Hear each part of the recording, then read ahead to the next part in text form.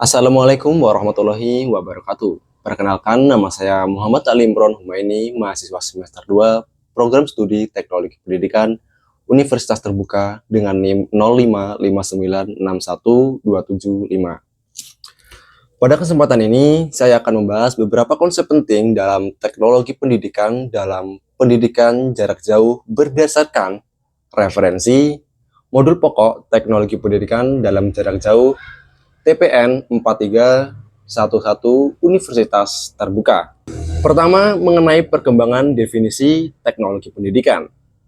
Definisi teknologi pendidikan selalu mengalami perubahan karena mengikuti perkembangan teknologi, kebutuhan peserta didik, serta perubahan cara pandang terhadap proses pembelajaran.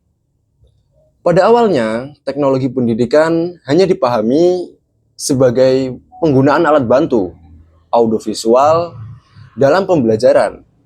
Namun saat ini, teknologi pendidikan dipandang sebagai suatu proses yang sistematis dalam merancang, mengembangkan, memanfaatkan, mengelola, dan mengevaluasi pembelajaran.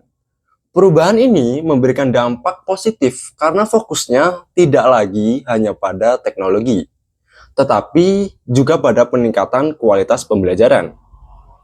Kedua, mengenai pendidikan jarak jauh atau PJJ.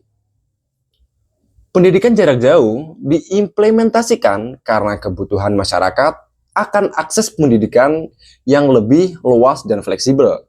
Di era digital, proses belajar tidak lagi terbatas pada ruang kelas. Melalui pendidikan jarak jauh, peserta didik dapat belajar kapan saja dan di mana saja dengan kebutuhan mereka.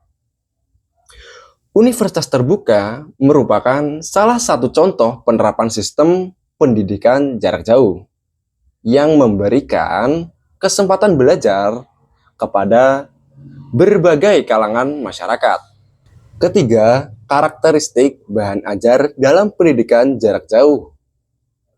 Bahan ajar yang digunakan dalam sistem PJJ seperti buku materi pokok atau BMP Universitas Terbuka memiliki karakteristik khusus.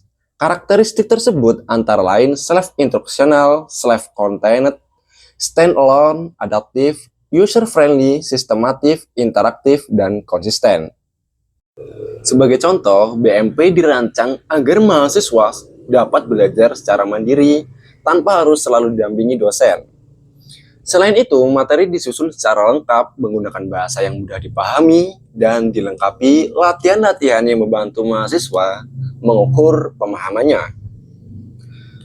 Keempat, penerapan teknologi pendidikan dalam pengembangan sistem pembelajaran.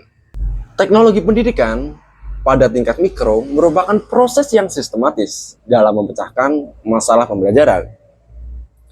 Salah satu contohnya adalah pembelajaran IPA tentang sistem pernapasan manusia. Dalam merancang pembelajaran, terdapat 9 langkah yang dapat dilakukan, yaitu mengidentifikasi kebutuhan pembelajaran, menganalisis pembelajaran, mengidentifikasi karakteristik peserta didik, merumuskan tujuan pembelajaran, mengembangkan materi, mengembangkan strategi pembelajaran, mengembangkan media pembelajaran, menyusun alat evaluasi, serta melaksanakan dan mengevaluasi pembelajaran. Dengan langkah-langkah tersebut, proses pembelajaran dapat berjalan lebih efektif dan tujuan pembelajaran lebih mudah tercapai. Dan yang terakhir, mengenai asesmen daring memiliki beberapa kelebihan seperti fleksibilitas waktu dan tempat, kemudahan akses, serta penggunaan teknologi yang dapat membuat proses penilaian lebih menarik. Namun, asesmen daring juga memiliki beberapa kelemahan, seperti berkurangnya interaksi langsung antara guru dan peserta didik, keterbatasan komunikasi sosial, serta kemungkinan munculnya kendala teknis seperti jaringan internet yang tidak stabil. Sebagai penutup, teknologi pendidikan memiliki peran yang sangat penting dalam mendukung pendidikan jarak jauh. Dengan memanfaatkan teknologi yang tepat, proses pembelajaran dapat menjadi lebih efektif, lebih efisien, dan mampu menjangkau lebih banyak peserta didik. Sekian yang bisa saya sampaikan. Wassalamualaikum warahmatullahi wabarakatuh.